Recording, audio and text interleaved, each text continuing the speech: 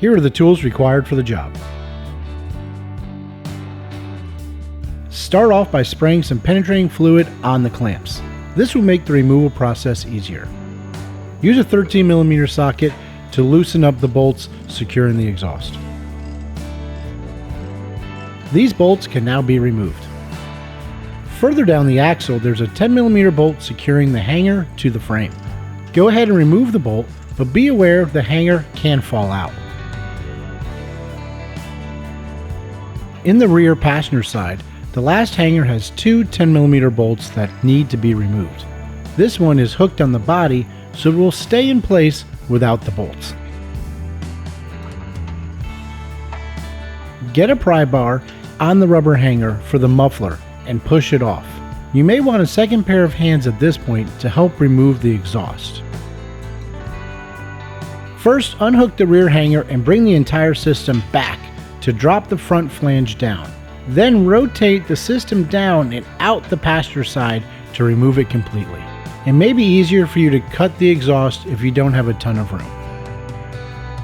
Grab the two included shorter bolts and the flat washer. They will be installed on the front side of the flange. The crush washer and the nut will be installed on the back side.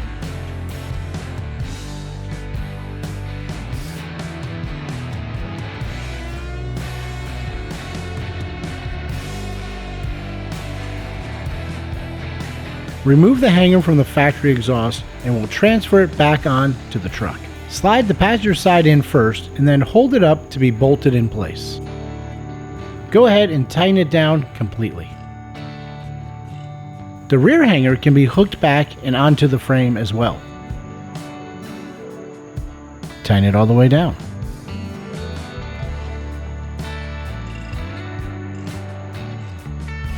We'll do a rough test fit to determine how much to cut off depending on the length of the truck. Grab the clamp with the hanger on it and use that to see where the muffler needs to line up. This inlet pipe may be too long or too short. Don't worry, we'll address that in a moment. The longer over the axle pipe will go on the passenger side and help determine the muffler's placement. The length of your truck will determine the length of the front section.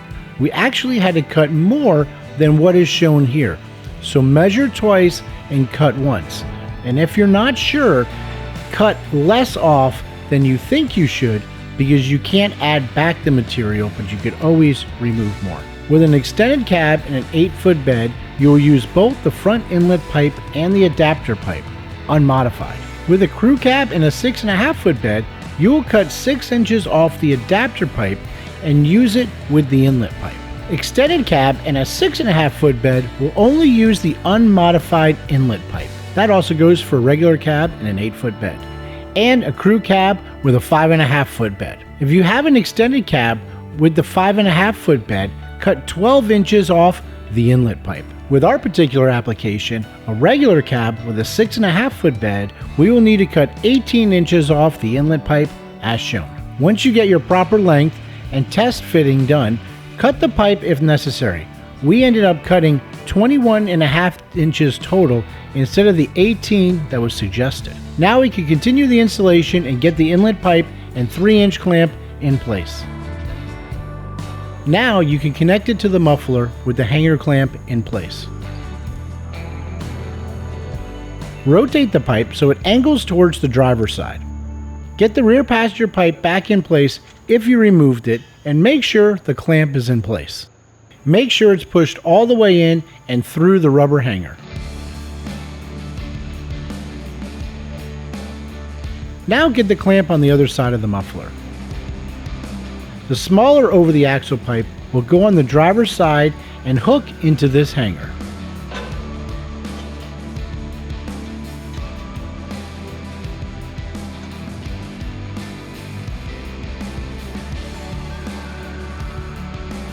You can now tighten down the clamp, but leave some room for adjustment.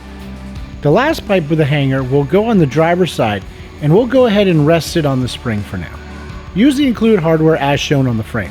Having the poly hanger already on the exhaust may help everything reach a bit easier.